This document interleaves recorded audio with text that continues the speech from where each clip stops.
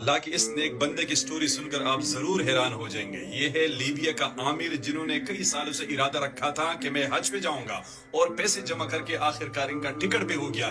لیکن آگے ہوا کیا، لازمی دیکھیے، 2 منٹ دیجیے ان کو۔ عامر جیسے ہی حج کے لیے ایئرپورٹ پہنچا تو پاسپورٹ میں مسئلے کی وجہ سے ان کو جہاز میں بٹھانے سے منع کر دیا اور تمام مسافروں کا نام لے لے کر سیٹوں پہ بٹھا دیے گئے اور جہاز نے حج کی طرف اڑان بھر لیے۔ لیکن عامر مایوس نہیں ہوا، ویٹنگ روم میں انتظار کرتا رہا اور خدا کے کرشمے کا انتظار کرتا رہا۔ ایئرپورٹ پہ عامر کو لوگ سمجھاتے رہے کہ جہاز اڑ چکا ہے، آپ کا نام نہیں آیا، اگلے سال کے لیے اللہ سے دعا کرے، محنت کرے، اگلے سال آپ جائیں گے۔ لیکن عامر ایک ہی بات کہتا رہا، میں ضرور جاؤں گا، انشاءاللہ میں ضرور جاؤں گا۔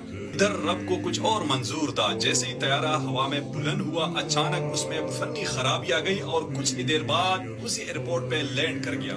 عامر کو جیسے ہی معلوم ہوا کہ جہاز لینڈ کر گیا اور ایئرپورٹ حکام نے ان کو بٹھانے کی اجازت طلب کی تو پائلٹ نے سیڑھیاں کھولنے سے انکار کر دیا۔ کچھ ہی دیر بعد فنی خرابی دور ہو کر جہاز ایک مرتبہ پھر فضا کی طرف بلند ہوا اور اس بار بھی عامر نہیں لے جا سکے۔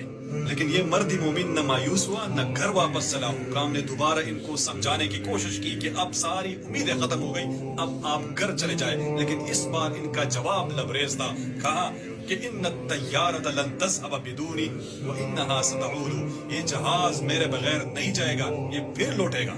اور حیرت انگیز طور پر وہی ہوا۔ آدھا گھنٹہ جہاز اڑانے کے بعد ایک اور فنی خرابی کی وجہ سے اس ایئرپورٹ پر دوبارہ لینڈ کر گیا اور اس بار پائلٹ نے اسپیشل اعلان کر دیا کہ جب تک عامر سوار نہیں ہوگا میں جہاز نہیں اڑاؤں گا۔ ناظرین، یہ صرف کہانی نہیں ہے، یہ کل کا واقعہ ہے جو پوری دنیا میں رپورٹ ہوا اور سعودی شاہی خاندان نے ان کو اسپیشل استقبال کیا اور جب وہ حجاز مقدس پہنچا تو انہوں نے کہا الحمدللہ میں حرم پہنچ گیا۔